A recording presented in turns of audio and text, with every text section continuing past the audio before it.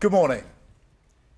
The world has become markedly more turbulent in recent weeks. Events are moving fast, and in moments like this, what matters most is being clear about the values and the interests that guide us, even as circumstances change. The United Kingdom has a long history. Our values were not improvised. They were built patiently over time. And while we are pragmatic in how we pursue our interests, we are resolute in defending those values when it matters. So let me begin with the United States. The UK and the US are close allies and close partners. That relationship matters profoundly, not just to our security, but to the prosperity and the stability that people here depend upon. Under President Trump, as under previous presidents, we're determined to keep that relationship strong, constructive, and focused on results. And that approach is delivering. Through sustained engagement, we've seen significant US investment into the UK economy, running into hundreds of billions of pounds, supporting growth, skills and jobs right across the country. Our cooperation on defence, nuclear capability and intelligence remains as close and effective as anywhere in the world, keeping Britain safe in an increasingly dangerous environment. We've secured good trading terms in key sectors, including cars, steel, aerospace and life sciences, protecting British jobs and manufacturers. That is why we take the approach that we do, because it delivers concrete outcomes in the national interest. I talk regularly to President Trump, and my team is in daily contact with all the key figures in his administration. These relationships matter. They deliver concrete outcomes in the national interest. Mature alliances are not about pretending differences don't exist. They are about addressing them directly, respectfully, and with a focus on results. On Greenland, the right way to approach an issue of this seriousness is through calm discussion between allies. And let's be clear, the security of Greenland matters. And it will matter more as climate change reshapes the Arctic, as sea routes open and strategic competition intensifies. The High North will require greater attention, greater investment, and stronger collective defence. The United States will be central to that effort, and the UK stands ready to contribute fully alongside our allies through NATO. But there is a principle here that cannot be set aside, because it goes to the heart of how stable and trusted international cooperation works. And so any decision about the future status of Greenland belongs to the people of Greenland and the Kingdom of Denmark alone. That right is fundamental, and we support it. Denmark is a close ally of the United Kingdom and of the United States, a proud NATO member that has stood shoulder to shoulder with us, including at real human cost in recent decades. Alliances endure because they're built on respect and partnership, not pressure. That is why I said the use of tariffs against allies is completely wrong. It is not the right way to resolve differences within an alliance. Nor is it helpful to frame efforts to strengthen Greenland's security as a justification for economic pressure. Such measures hurt British workers, British businesses, and the British economy. And that is why I've been so clear on this issue. A trade war is in no one's interest. And my job is always to act in the UK's national interest. That is why yesterday I spoke to President Trump, to European leaders, and to the Secretary General of NATO to find a solution rooted in partnership, facts, and mutual respect. Because that is how strong alliances protect shared interests. The same is true on other issues. In the Middle East, we welcome President Trump's focus on sustaining the ceasefire in Gaza and moving on to phase 2. We are open to participating constructively in such efforts.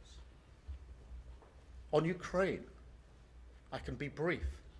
We strongly support efforts to bring the killing to an end and secure a ceasefire as soon as possible. We recognise President Trump's role in pushing that process forward. And we will work closely with the United States, Ukraine, and our other allies to apply pressure where it belongs on Putin. Finally, let me say why all this matters so directly to people here at home. In today's world, geopolitics is not something that happens somewhere else. It shapes the cost of energy, the price of food, the security of jobs, and the stability that families rely on to plan their lives. When war drives up fuel prices, it's households who feel it first. When supply chains fracture, it's small businesses and working people who absorb the shock. And when instability grows, it's rarely those with the most power who pay the price. That is why this government's approach is rooted in a simple belief that we must use every tool of government, domestic and international, to fight for the interests of ordinary people. At home, that means active government. It means taking responsibility for economic stability so that inflation is controlled, interest rates come down, and family budgets are protected. It means stepping in where markets fail, strengthening resilience, and ensuring that global shocks do not always land on the same people in the same places, the people least able to withstand them. That's why we've taken action to reduce energy bills, to freeze rail fares and prescription charges. But tackling the cost of living today also means engagement beyond our borders. It requires shaping the world around us, not retreating from it. It requires strong alliances, steady diplomacy, and rules that reduce uncertainty rather than amplify it. That is why our commitment to international law and to alliances founded on trust is not abstract or ideological. It's practical. It's about stability, predictability, and fairness. The conditions that keep prices down, jobs secure, and economies resilient. That is what active government looks like in an age of uncertainty. Steady at home, engaged abroad, and always focused on protecting the people that we serve. Britain is a pragmatic country. We look for agreement. We believe in partnership. We prefer solutions to slogans. And we will not indulge in commentary and gesture politics that harm the British people. But being pragmatic does not mean being passive. And partnership does not mean abandoning principle.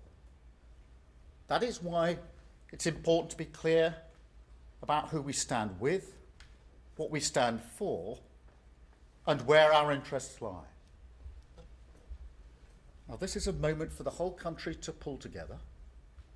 So I warmly welcome the support we've had with regards to Greenland and the proposed tariffs from the leader of the opposition. I thank her for her support. At moments like this, there will always be people who reach for the performative, who think an angry social media post or grandstanding is a substitute for hard work. That's an understandable instinct, but it's not effective. It never has been. It may make politicians feel good, but it does nothing for working people whose jobs, livelihoods and security rely on the relationships that we build across the world. So to conclude, we will work with our allies in Europe, across NATO and with the United States. We will keep dialogue open. We will defend international law. And we will use the full strength of government at home and abroad to protect the security, living standards and future of the British people. That is the approach I will take as Prime Minister, and that is the responsibility that this moment demands. Thank you.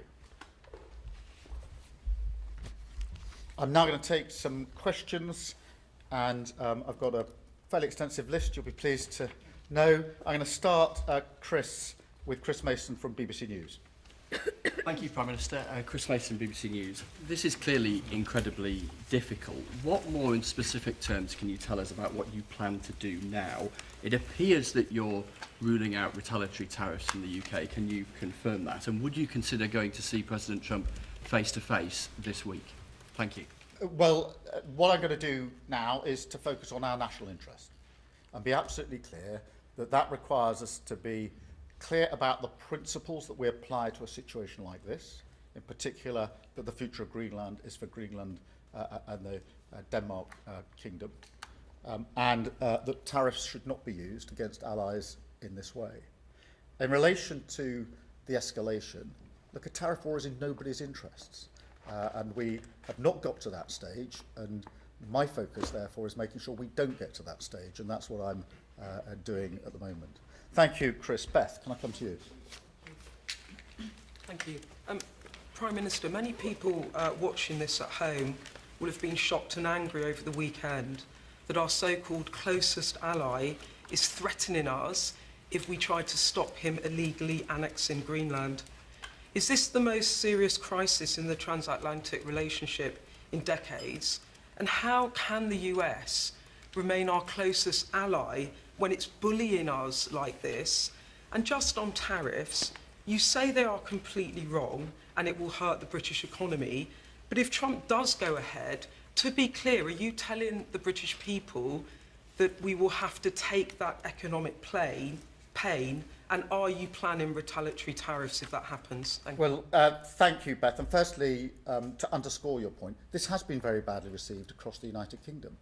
We're allies of the United States, and we work closely with them, and therefore I'm not surprised by the reaction there's been across the United Kingdom, and it is a very serious situation. Our job is to ensure that we find a way forward consistent with our principles and our values and consistent with our national interest. And the US remains a close ally on defence, on security and on intelligence, on nuclear capability. We work very closely with the United States, and we must never lose sight of our national interest in that. But we must stand up for our values. We must be clear about the principles that we are applying here, and we'll continue to do so. On the question of tariffs, a tariff war isn't in anybody's interests, and therefore what I want to do is to avoid a tariff war, because it will be businesses, workers and families across the country that will be hit by a trade war. And therefore, I will do as I've set out, which is to engage with our European allies, with President Trump. And Chris, in response to the second part of your question, I spoke to President Trump yesterday, as I think you all know, and I'll no doubt speak to him again in coming days. Continually, our offices talk all the time, but we must find a pragmatic, sensible, sustained way through this that avoids some of the consequences that will be very serious for our country. Thank you very much, Beth. Robert Peston. Robert Peston, ITV. Prime Minister, your entire approach is predicated on the idea that Donald Trump is amenable to reason and respects the rule of law, but it's patently clear that Neither of those assumptions are true. So when will you consider some kind of economic retaliation through tariffs? And will you talk to the monarch, to the king, about not going to America to celebrate 250 years since independence? Well, Robert, this is a serious situation, and as I've said, threatening tariffs on allies is the wrong thing to do, completely wrong. And a trade war is not in our interests, and therefore my first task is to ensure we don't get to that place, which is what I'm focused on at the moment and will continue to focus on. In relation to wider issues, I don't want to lose sight of the central goal here, which is to avoid the seriousness that a trade war would bring. In relation to your broader point, we do have to remember at all times that it is in our national interest that we continue to work with the Americans when it comes to defence, to security and to intelligence. Our nuclear deterrent is our foremost weapon and deterrent when it comes to securing the safety of everybody in the United Kingdom. It's my primary duty. And that requires us to have a good relationship with the United States. But it doesn't mean, as I said a moment ago, that we pretend we don't have differences. We do have differences. And I've set out some of those differences here this morning in relation to Greenland. Differences of opinion in terms of who should decide the future of Greenland. I'm very clear in my position in that. And differences of opinion on the use of tariffs in a situation like this. And again, I've been very clear saying they're completely wrong. So we apply our values and we seek a solution that's in our national interest. Thank you, Robert. Chris Hope. Chris Hope, GB News, Prime Minister. Donald Trump says he no longer feels an obligation to think purely of peace. Is now the moment you must choose between the US and the EU? Is this a fracturing in your special relationship? Firstly, I don't think it's right for us to choose between the US and Europe. And that's not a new position today. That's the position I've consistently held, as have previous governments, because we are allies with our European partners and allies with the US. And the strength in being able to keep both those alliances has served us well over the last 80 years. So this is not a moment to sort of choose one between the other. I have argued, and this is not an argument for the first time today, and I've spoken to European allies and leaders about the need for Europe to step up and do more in its own defence and security. I feel that over many years we've not paid enough attention to what we European nations can and should do in our own defence, and this reinforces why it's important that we do that in defence and security. And defence and security these days, of course, includes energy and resilience and cyber, as well as the traditional defence and security. Europe has to step up into that space, and that's an argument I've been leading on and making for a number of months now with our European partners, and will continue to do so. Thank you, Chris. I've got Gary Gibbon from Channel 4. Gary. Thank you, Prime Minister. You say that Donald Trump remains an ally, but a lot of people would look at his behaviours and say he's not remotely behaving like an ally. Is there anything he could do that would make you think he was no longer an ally? Or is it just unthinkable? Are we totally locked in? And just one other, if I may, some puzzlement that those forces, quite limited military personnel that went to Greenland, that he interpreted that as a hostile act. Do you have any sense that he might have been misinformed about that in entire expedition? Well, taking the second bit first, if I may, that is one of the things I discussed with President Trump yesterday in relation to those forces which were clearly there to assess and work on risk from the Russians. And so there's real clarity, I hope, about that. In relation to the relationship, we must never lose sight of the fact that on defence, security, intelligence and nuclear capability, we work very closely with our US allies, and it's in our national interest to continue to do so. That doesn't mean pretending we don't have differences, and I don't think anybody could suggest I'm pretending we don't have differences. I'm spelling out what those differences are, what our principles and values are, and how we approach them. But we do continue to work with the Americans. The situation in the Middle East is fragile. There is a ceasefire. We need to move to phase 2. We mustn't lose sight of that. In Ukraine, we've been striving for a just and lasting peace for a long time now. We're 4 years into that conflict.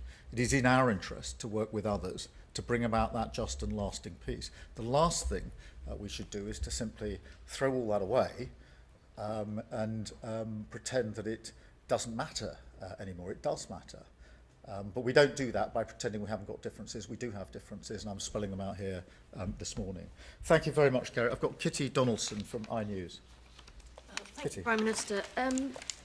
The US Supreme Court is due to rule next week on whether the tariffs are legal for the President to use. Do you think it's worth just biding your time until next week? And secondly, I don't think you answered Robert's question, which was, do you think the King should go to the United States this year?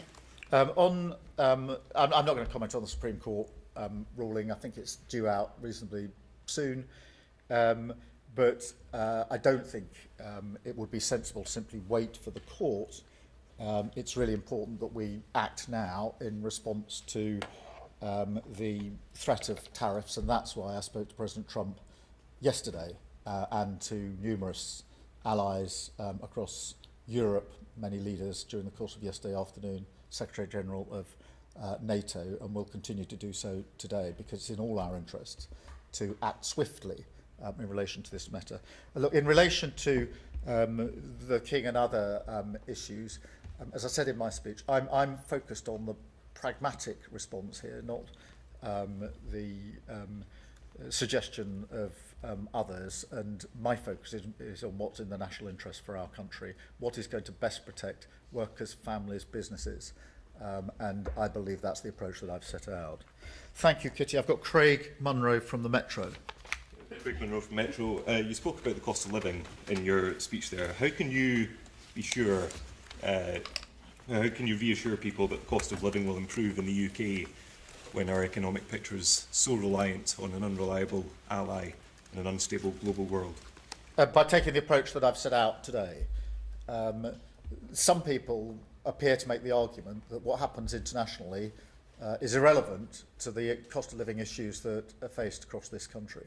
I'm well aware that for all the volatility in the world, and we've seen plenty of that in the first few weeks of this year, the issue that is of central concern to families and communities across the country is the cost of living. Wherever you go in the country and ask people what their number one concern is, they will say it's the cost of living, and therefore we have to address it.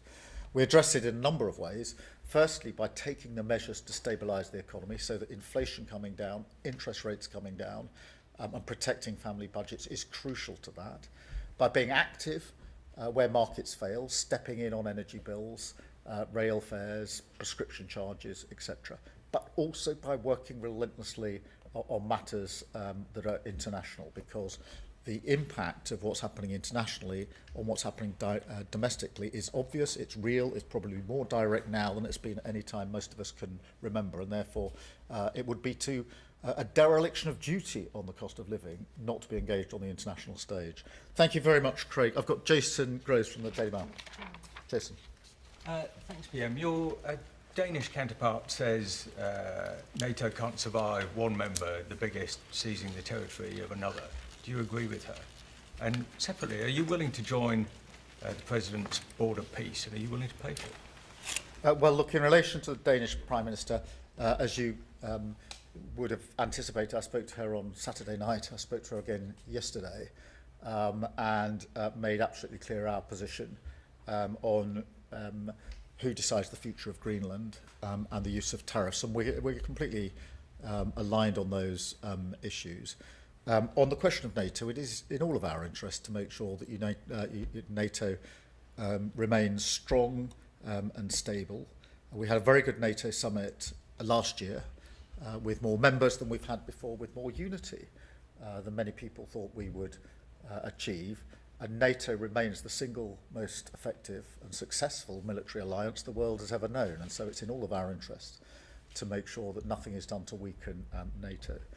On the question of the Board of Peace, look, we're supportive of the measures that are being taken across the Middle East, particularly the ceasefire. I do think we need to press on to phase 2. We've indicated our willingness to play our part, and we will. And on the Board of Peace, we're talking to allies about the terms of the Board of Peace.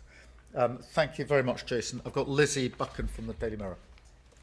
Thanks, Prime Minister. The head of the UN says that he believes that the US thinks its own power matters more than international law. Do you agree? And secondly, if I may, you've repeatedly promised to deliver a Hillsborough law, but the bill was pulled last night. Are you confident you can win back the support of families, and can you guarantee it becomes law before the end of the session? Yeah, thank you, Lizzie. Well, look, in relation to your first point, I've put my argument in my way, in my own words, and that's my approach, rather than sort of commentating on what others have said.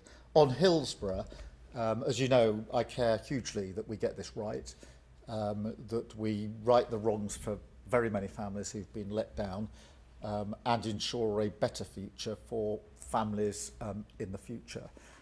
In relation to the duty of candour, we've been clear that that matters.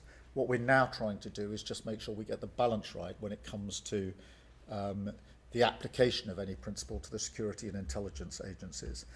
Obviously, I have to focus on the national interest, my primary duty as Prime Minister, which is to keep this country safe and secure. That is the duty I hold above all other duties, and I take it really seriously, which is why we're just taking time to make sure that we get that balance absolutely right. Thank you, Lizzie. George Parker from the FT. George. Thank you, Prime Minister. You mentioned in your joint letter the risk of a downward spiral if this issue isn't resolved. I just wondered if you could explain what you meant by that. And linked to that, do you think it's regrettable that the EU is talking about the possibility of serious trade reprisals and therefore risking a trade war? Firstly, what I meant by the downward spiral is the potential for this to cause huge damage for the UK, whether that's in a trade war or the weakening of alliances. And I do not want to see that happen. That doesn't mean that we put to one side our principles and our values, quite the contrary. We're very clear about what they are, which is why I wanted to have this press conference this morning and to affirm those principles and values that we apply. In relation to the EU, look, firstly, we're coordinating very closely with the EU. I spoke to a number of EU leaders last night. I spoke to Ursula von der Leyen last night and intend to do so again either today or tomorrow, so that we're closely aligned. There's proper unity and coordination in our response. They will decide exactly what they will do next during the course of today and the coming days. But we're working very closely with them, very closely coordinated. And they were among the calls that I was engaged on for most of the day yesterday. Thank you, George. And then can I go to Ben Riley-Smith, Telegraph? Ben. Prime Minister, Donald Trump and his team hint at military action in Greenland. Do you think that's a genuine possibility? And secondly, if I may, you are under pressure from some quarters to increase defence spending quicker than you've already planned in the coming years. You yourself are accepting the threat picture is changing almost weekly now. Would you consider increasing defence spending quicker than planned? Sorry, the very first bit of your first question, I missed the first action. Yeah, what's the question there? Do you think Donald Trump is genuinely considering military action? Look, I don't actually. I think that this can be resolved and should be resolved through calm discussion, but with the application of the principles and values that I've set out in terms of who decides the future of Greenland, and making clear that the use of tariffs in this way is completely wrong. On defence spending, we've obviously set out our plans for this Parliament, and we made commitments at the NATO summit in relation to going beyond that, and we stand by them. I have made the argument that Europe needs to do more on defence and security. Partly that is a question of defence spend. I think European countries are and need to spend more on defence. It's also a question of coordination, collaboration, because it's how we spend what we spend that matters as much as how much we spend. And that's part of the argument that I've been making to European allies. If the Ukraine war has taught us one thing, it's that by having different capabilities in different countries in different ways, we haven't actually been able to be as effective as we might otherwise have been if we'd coordinated in years gone by. And I think it's really time for Europe to be much more united, much stronger on this issue. And that's one of the arguments I've been leading on and making to allies and leaders for some consistent and considerable time now. Thank you very much. And then Andy Bell from Channel 5. Andy. Thank you, Prime Minister. Isn't the conclusion from all that's happened up to now that you've been too soft with the President? And isn't the lesson we have to draw from what's happening now is that you have to start being tougher with him? Well, Andy, I don't agree with that assessment, because taking the approach we've taken has yielded hundreds of billions of pounds of inward investment into the United Kingdom. That's hugely important for our economy and for jobs and businesses, and the economy more generally. We are involved on a daily basis when it comes to security, defence and intelligence sharing, daily, 24/7, in relation to the interaction on intelligence between the US and the UK is the closest relationship of any two countries in the world. And that keeps us safe in ways I can't explain to you, but I can say very clearly it keeps us safe and is vital to every single person who lives in this country. And of course, before we got to the better trading arrangements on cars, on pharmaceuticals, etc., many people were urging me not to take the approach that we did, but we did take the approach we did, and we got better trading terms. And that's why I'm taking the approach I am to this situation, to ensure that we focus on what's in our national interest. Thank you, Andy. And I've got Peter Walker from The Guardian. Thank you. Peter. It's been widely reported this morning that the Norwegian Prime Minister has received a message from President Trump, basically saying the President is peeved because he didn't get the Nobel Peace Prize. Whilst I'm sure everyone watching this will fully understand why there is a need for the UK and US to kind of keep collaboration and links so close, can you understand why some voters look at what President Trump does and says and think, are we actually serious? Can we actually get anything from him? And if I may, I know that no policy has been announced yet, but from a personal point of view, do you think it would be a good idea for social media use to be restricted for younger people? Yeah, just I completely understand why what President Trump said about tariffs over the weekend has been so badly received in this country. I completely understand that.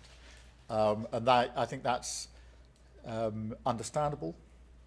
And it's important that that is met with me setting out, as Prime Minister of the United Kingdom, what our principles and values are in response to that. And not pretending that we don't have differences. Because strong, respectful alliances require the maturity to say where we disagree. And on this, we disagree. And I've been clear about that, and I've spoken to the President about it, and will continue to do so. But I do emphasise, whatever the understandable reaction of the British public over the weekend, it is on defence and security and intelligence and nuclear capability, manifestly in our interests, to have a strong relationship with the United Kingdom. Our nuclear capability is our single most important deterrent, bar none. And that has helped keep us safe for many, many years. On the question of social media more broadly, look, I think we need to do more to protect children.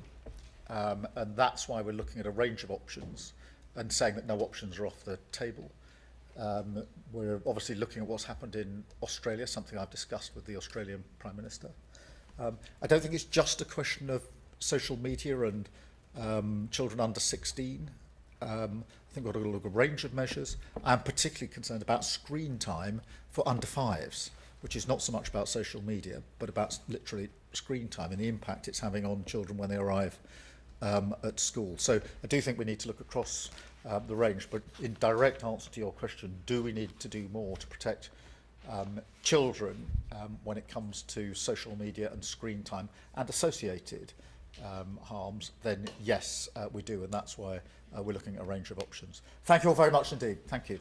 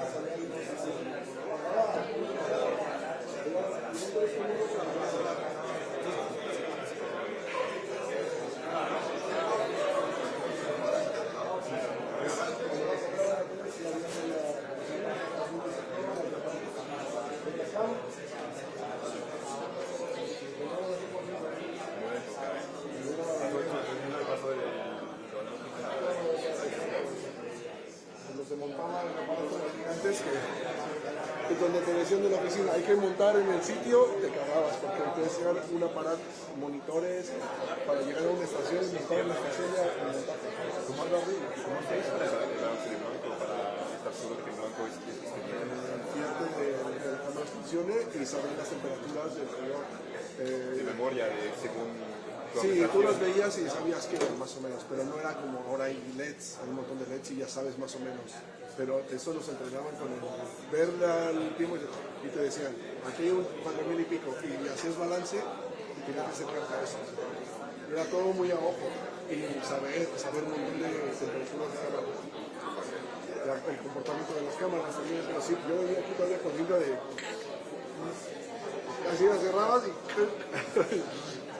Cada vez que le daba Rex seguía. Te ponía una cámara grande aquí y escuchabas el motor. Era una mierda. Ahora es los que eran estas cámaras pequeñas, los que usábamos grandes, esto es una mierda, me de juguete. Ya. Ahora es como, ya no la suelto. No quiero volver a ver una cámara grande en mi vida.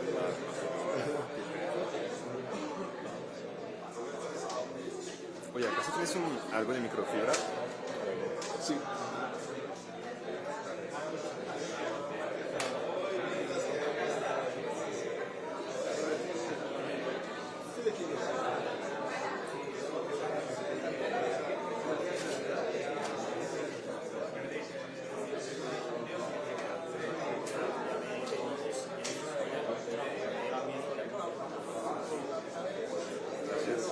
Muchas veces estoy pensando en dejar este trabajo y volverme electricista.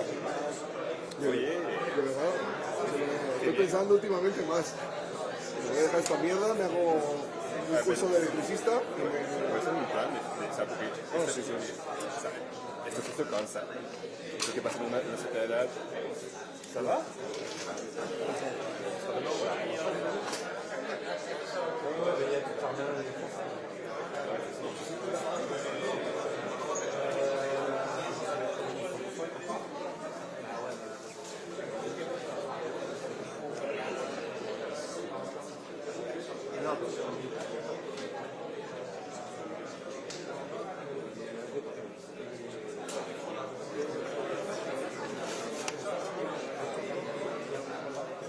Gracias, Miguel.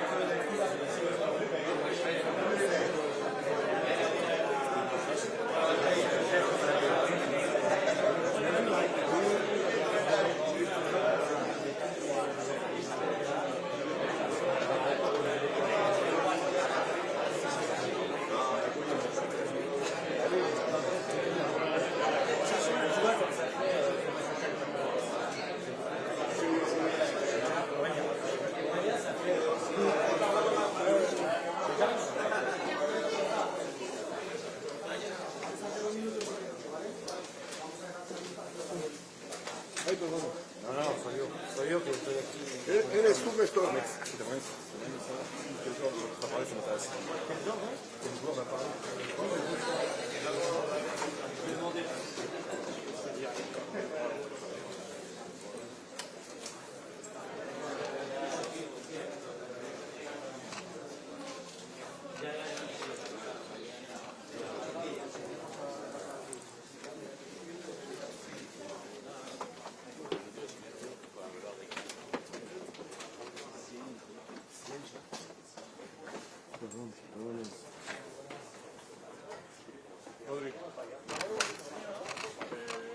¿Cuánto dura el vídeo? Está pasando ya la prensa.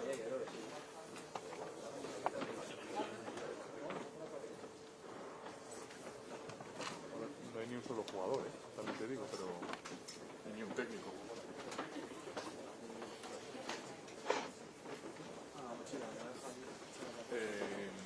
A ver si podéis aguantar. ¿Va a haber un minuto de silencio?